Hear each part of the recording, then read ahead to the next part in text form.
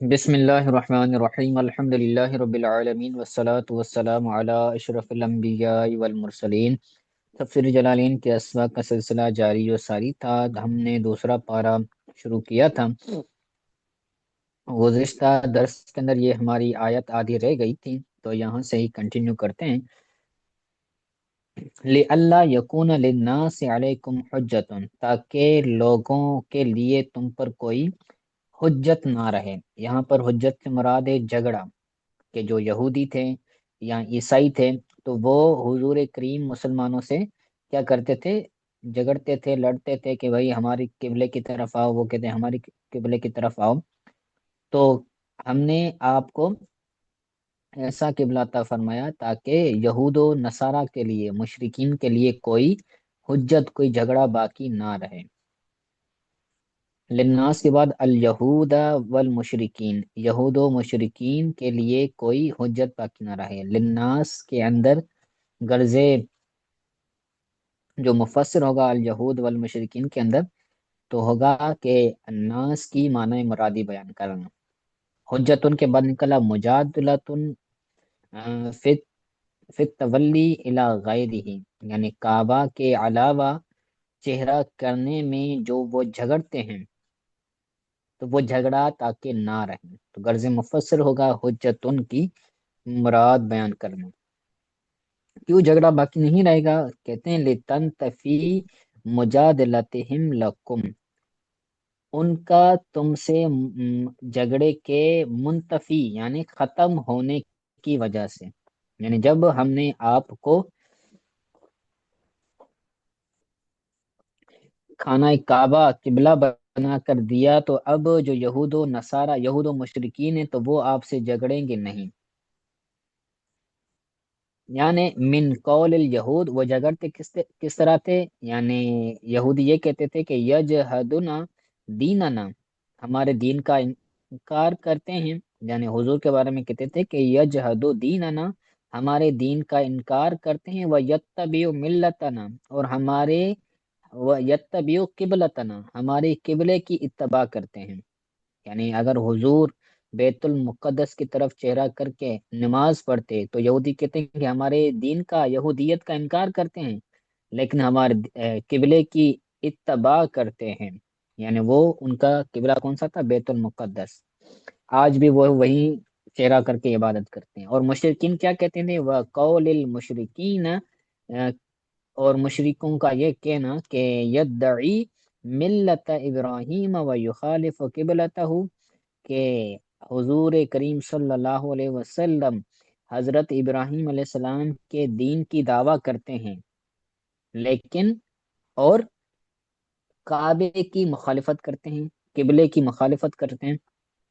تو وہ مشرکین کہتے تھے کہ کعبے کی طرف چہرہ ہو، اور یہودی کہتے تھے کہ بیت المقدس کی طرف چہرہ۔ تو وہ آپس میں جھگڑتے تھے، تو حضور نے اللہ تبارک تعالیٰ نے حضور کریم صلی اللہ علیہ وسلم سے اس جھگڑے سے کیا کیا؟ یعنی محفوظ فرمایا۔ الا الذین ظلموا منہم، مگر وہ لوگ جنہوں نے ظلم کیا ان میں سے، تو وہ ان پر جھگڑا ہوگا، وہ جھگڑیں گے، وہ بغیر کسی وجہ کے بھی جو ہے وہ یہ جھگڑا وغیرہ کریں گے، بالعناد، عناد کی وجہ سے۔ فَإِنَّهُمْ يَقُولُونَ، پیچھے جو آیت گزری اس کے اندر غرض مفسر ہوگا آیت کی وضاحت بیان کرنا۔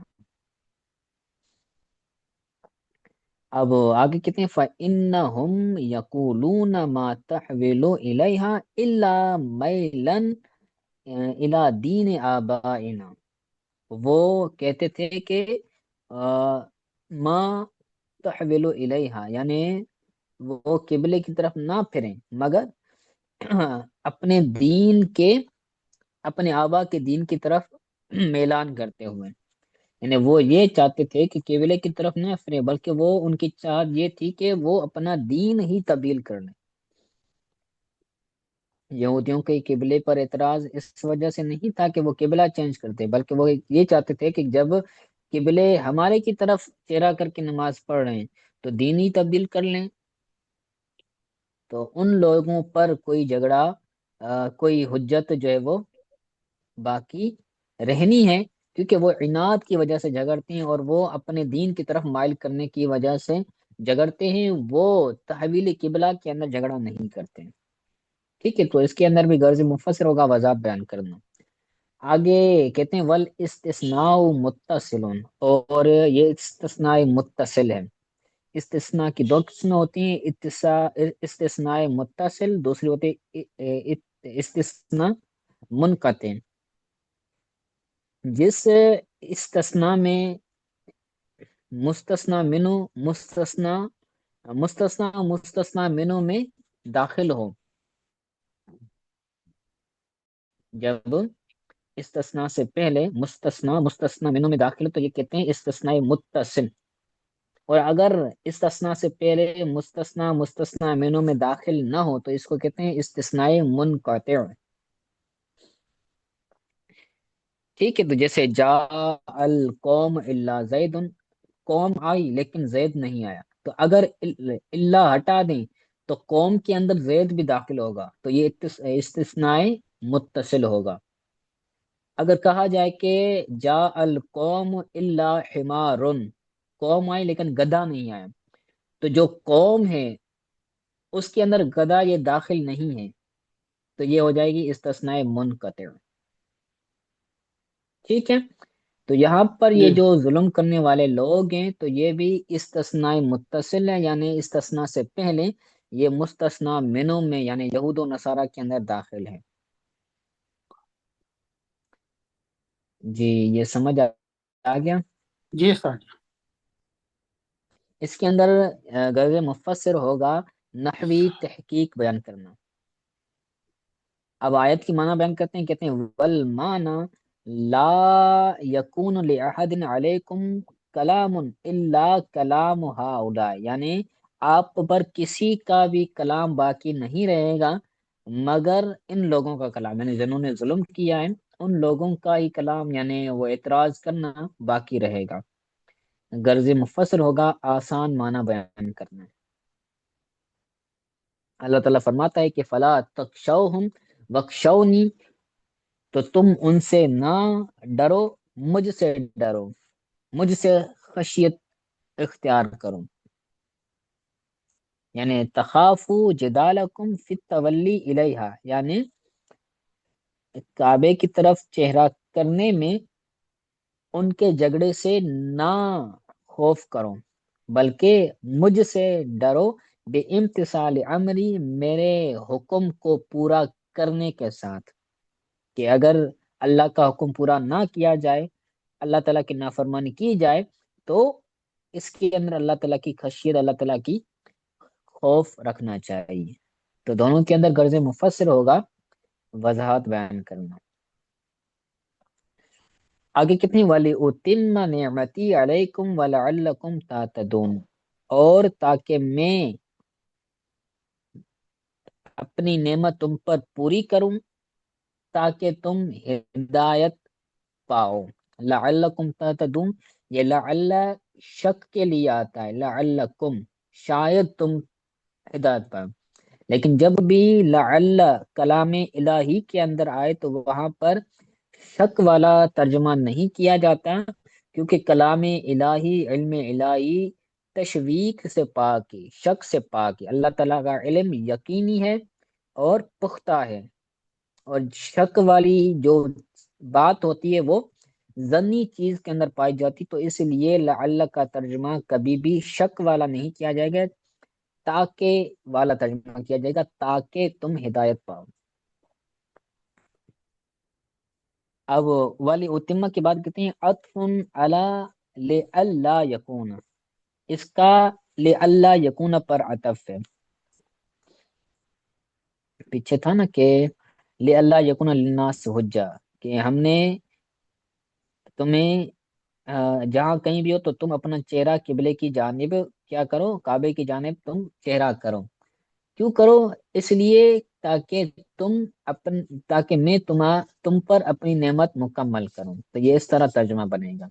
یہاں پر غرض مفسر ہوگا تعلق بیان کرنا، ترکیبی تعلق بیان کرنا، یہاں پر غرض مفسر ہوگا۔ نعمتی علیکم یعنی اپنی نعمت تم پر کروں، اس کے بعد کہتے ہیں بالہدایت الی معالم دینکم، تمہارے دینی احکام کی طرف ہدایت کے ساتھ، بالہدایت الی معالم، معالم کہتے ہیں احکام کو، تمہارے دینی معاملات، دینی احکام کی طرف ہدایت کے ساتھ تم پر نعمت کروں، شاید تم، تاکہ تم ہدایت پاؤ، الی الحق، حق کی طرف۔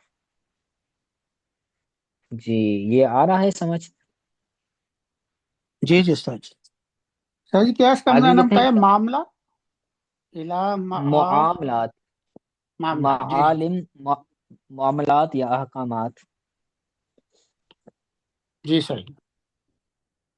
جی آگے کہتے ہیں کما ارسلنا فیکم رسولا منکم یتلو علیکم آیاتنا ویزکیکم ویعلمکم الکتاب والحکمت ویعلمکم ما لم تکونوا تعلمون، جس طرح ہم نے بھیجا تم میں سے ایک رسول، کما جس طرح ہم نے بھیجا تمہاری طرف یا تم میں سے ایک رسول، جو تم پر ہماری آیات تلاوت کرتا ہے اور تمہیں پاک کرتا ہے اور تمہیں کتاب سکھاتا ہے اور حکمت سکھاتا ہے اور تمہیں وہ کچھ سکھاتا ہے جو تم نہیں جانتے۔ کما ارسلنا کے بعد نکالا متعلق بِأَتَمَّ، یہ اتم جو پیچھے فعل ہے، اس فعل کے ساتھ یہ متعلق ہے، اے اتماما کا اتمامها بارسالنا، یعنی جس طرح میں نے تم پر نعمتیں پوری کی، اسی طرح میں نے وہ تمام نعمتیں رسولوں کو بھیج کر مکمل کی، یعنی نعمت میں نے جس طرح تم پر کی ہے، تو جس طرح میں نے رسولوں کو بھیج کر اتمام کیا ہے، پورا کیا ہے نعمت کو، اسی طرح تم پر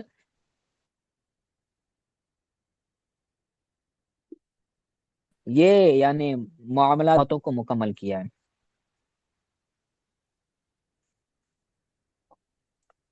غرض مفسر ہوگا ترکیبی تعلق بیان کرنا، ترکیبی تعلق بھی کہہ سکتے ہیں اور اس کو جو ہے وہ مشبہ بھی کہہ سکتے ہیں، کہ مشبہ بھی بیان کرنا۔ منکم کے بعد نکلا محمد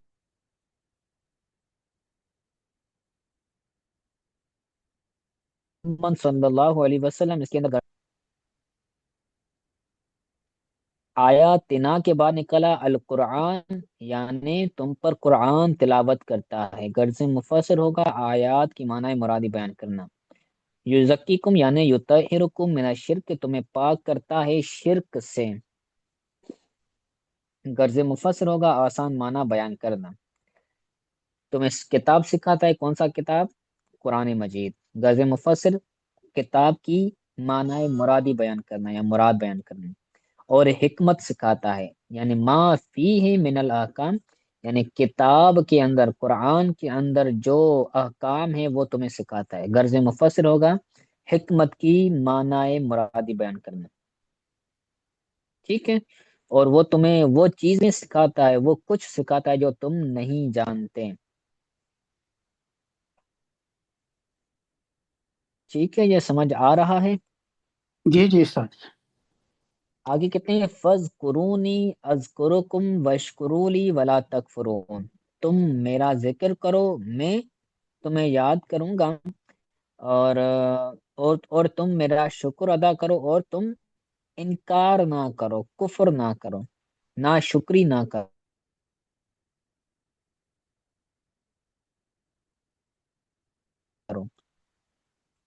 نماز پڑھنے کے ساتھ تسبیح، ہاتھ پڑھنے کے ساتھ اور ان کی مثل چیزوں کے ساتھ تم میرا ذکر کرو، غرض مفسر ہوگا وضاحت بیان کرنا یا ذکر کی کیفیت بیان کرنا۔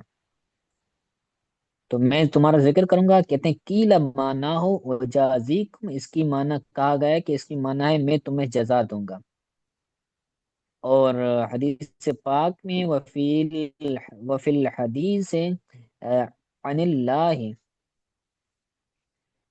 من ذکرنی فی نفسی ذکرتہ فی نفسی ومن ذکرنی فی ملئ ذکرتہ فی ملئ خیر من ملئہ۔ یہ صحیح بخاری اور صحیح مسلم کے اندر حدیث پاک ہے، جس کو حدیث قدسی کہا جاتا ہے۔ یہ جو لفظ ہے نا عن اللہ، یعنی اللہ تعالیٰ کی ذات سے روایت ہے، تو یہ بنے گا حدیث قدسی، یہ بنے گی، یعنی اللہ تعالیٰ کی ذات سے روایت ہے۔ تو حضور نے، یعنی حدیث قدسی وہ حدیث ہوتی ہے کہ جس کے اندر معنی، مفہوم تو اللہ تعالیٰ کی ذات کی طرف سے ہوتا ہے، لیکن وہ الفاظ حضور کے ہوتے ہیں، یعنی روایت کرنے والے حضور کی ذات ہوتی ہے، اور جو مروی عنہ ہوتا ہے، جس سے روایت کی جاتی ہے، وہ اللہ تعالیٰ کی ذات ہوتی ہے۔ کہ حدیث قدسی ہے کہ من ذکرنی، جس نے میرا ذکر کیا، فی نفسی، اپنے یعنی آپ میں، اپنی نفس میں، تو ذکر تو فی نفسی، تو میں بھی اپنے نفس میں اس کو ذکر کروں گا، اپنے شایان شان نفس کے میں ذکر کروں گا۔ اور جس نے میرا ذکر کیا گروہ میں، ملائن، لوگوں میں کیا، تو میں اس گروہ سے، ان لوگوں سے بہتر گروہ میں اس کا ذکر کروں گا، ذکر تو ہوں، میں اس کا ذکر کروں گا ایسے گروہ میں جو اس کے گروہ سے بہتر ہے۔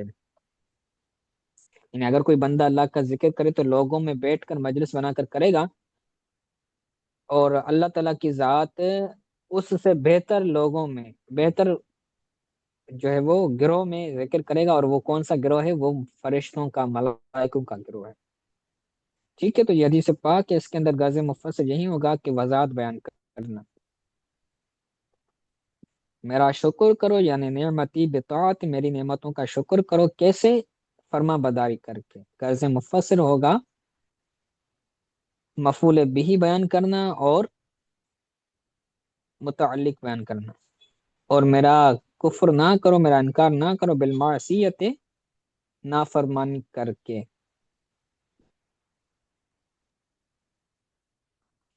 یہاں پر بھی غرض مفسر ہوگا متعلق بیان کرنا۔ آگے کہتے ہیں یا ایھا الناس یا ایھا الذین آمنوا استعینوا بالصبر والصلاۃ ان اللہ مع الصابرین۔ اے ایمان والو، مدد طلب کرو صبر سے اور نماز سے، بے شک اللہ تعالی صبر کرنے والوں کے ساتھ ہے۔ استعینوا کے بعد نکالا علی الآخرۃ، یعنی آخرت پر تم مدد طلب کرو۔ غرض مفسر ہوگا وضاحت کرنا۔ صبر کے ساتھ یعنی علی الطاعۃ والبلاء، یعنی جب فرما برداری ہو تو اس پر صبر کرو، اور مصیبت کوئی آئے تو اس پر صبر کر کے تم مدد طلب کرو۔ غرض مفسر ہوگا وضاحت بیان کرنا۔ اور نماز سے مدد طلب کرو، یعنی آگے کہتے ہیں خصہا یا خصہا، معروف پڑھیں تو زیادہ بہتر لگتا ہے، کہتے ہیں خصہا بالذکر لتکرارہا و عزمہا۔ نماز کو اللہ تعالیٰ نے ذکر کرنے کے ساتھ خاص کیا، اس کے تکرار کی وجہ سے اور اس کے عظیم ہونے کی وجہ سے، کیونکہ جو نماز ہوتی ہے وہ دن میں اس کا 5 مرتبہ تکرار ہوتا ہے، بہت مرتبہ تکرار ہوتا ہے، بندہ نفل پڑھتا ہے، سنت پڑھتا ہے، تو کثرت ذکر کی وجہ سے اس کو، نماز کو خاص کیا، اور اس کی عظمت بھی ہے نماز کی۔ تو غرض مفسر ہوگا اس کی صلات کو ذکر کرنے کی وجہ بیان کرنا۔ بے شک اللہ تعالیٰ صبر کرنے والوں کے ساتھ، یعنی بالعون، یعنی صبر کرنے والوں کی مدد کرنے والا، مدد کے ساتھ ساتھ ہے۔ ٹھیک ہے، تو غرض مفسر ہوگا وضاحت کرنا۔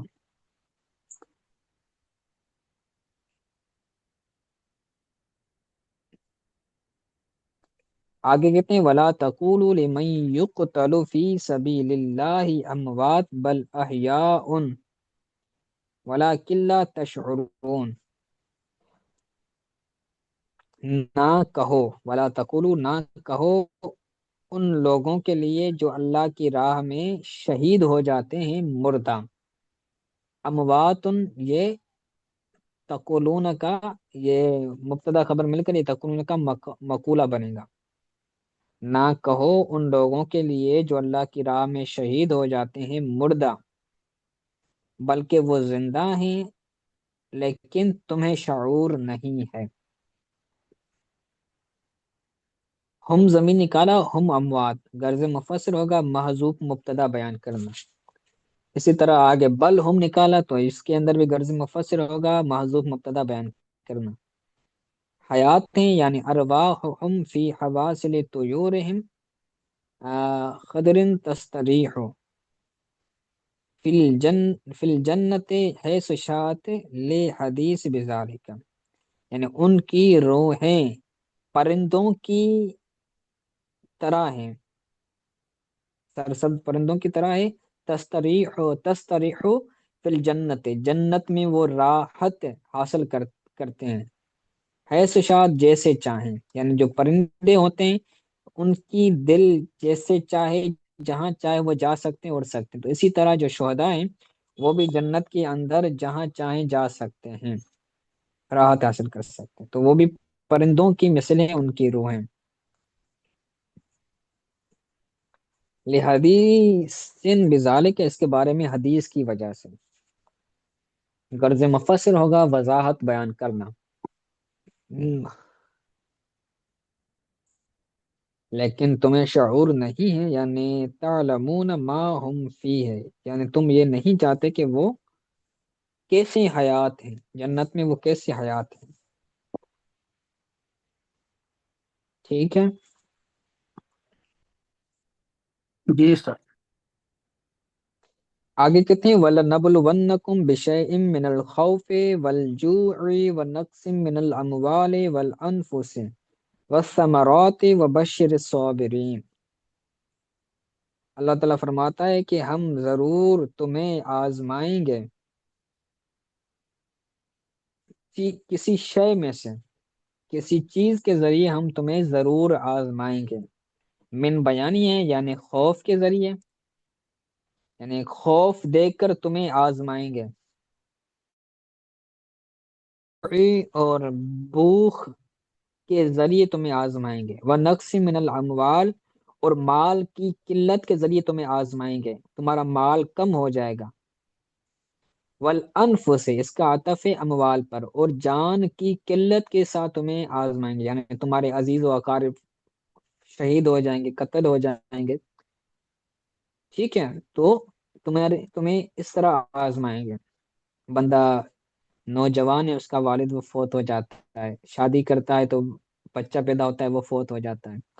تو اسی طرح کیا ہوتا ہے، بندے کو جانوں کے ذریعے بھی آزمایا جاتا ہے. وقت ثمرات، اور پھلوں کے ذریعے بھی تمہیں ضرور بضرور آزمائیں گے. تفاصیر کے اندر لکھا ہوا ہے، یہاں پر تو غالباً نہ ہو. ثمرات سے مراد جو ہے وہ اولاد ہے، کہ اولاد جو ہے وہ پھل ہوتی ہے، کہ جس طرح پھل خوبصورت ہوتے ہیں اسی طرح اولاد بھی خوبصورت ہوتی ہے. تو اللہ تعالیٰ فرماتے تمہیں اولاد کے ذریعے، یعنی اولاد کی قلت کے ذریعے ہم تمہیں آزمائیں گے. اس کا عطف بھی اموال پر ہے، کہ تمہاری اولاد پھول جیسے دنیا سے چلے جائیں گے تو تم نے صبر کرنا ہے. وبشر الصابرین، اور خوشخبری ہے صبر کرنے والوں کے لیے.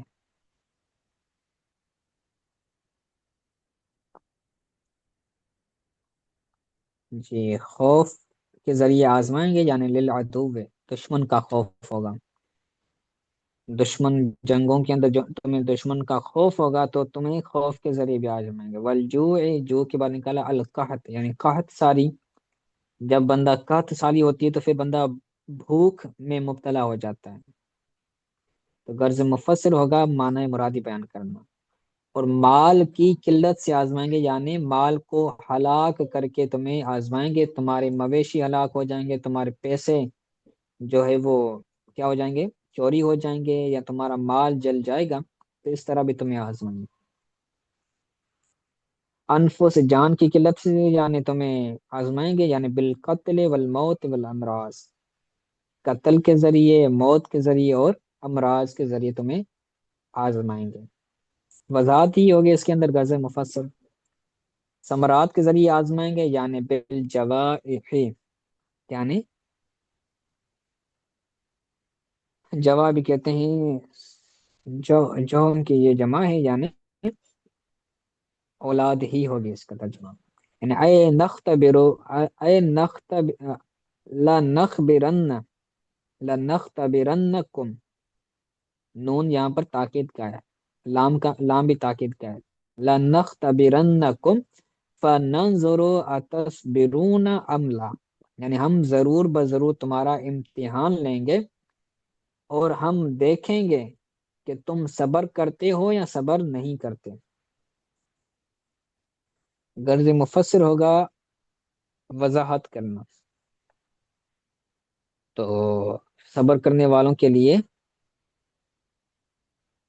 خوشخبری ہے، علی البلاء بالجنت، یعنی آزمائشوں پر، مصیبتوں پر صبر کرنے والوں کے لیے خوشخبری ہے، بالجنت، جنت کی۔